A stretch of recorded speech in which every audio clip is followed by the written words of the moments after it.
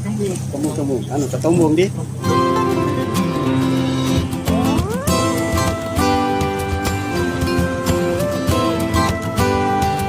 Hari ini kita berada di TPI Lonrae, Kabupaten Bone, Sulawesi Selatan. Di sana ada proses bongkar nelayannya, kapal pagai dan tongkol. Kita lihat dulu proses bongkar ikan dari kapal pagai, kapal 8118DH, proses bongkar muat ikan yang ada di pelabuhan TPI Lonrae Bone, langsung disortir. Ini sementara proses sortir, misalkan ikan-ikan yang kurang bagus. Ini ikan-ikan yang kurang bagus.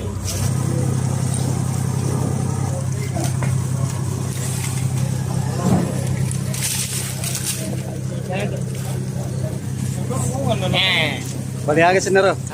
Layang. Lajang. Ikan lajang. Tembung-tembung, anu ketumbung di. Di mata bola. Ini paling mahal ini.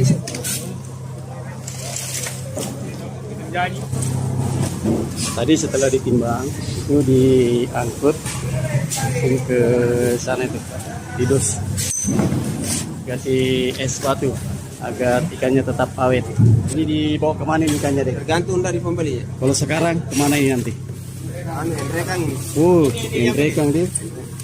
Itu ikannya satu dos tadi itu berapa harganya? 1 juta. 1 juta ya.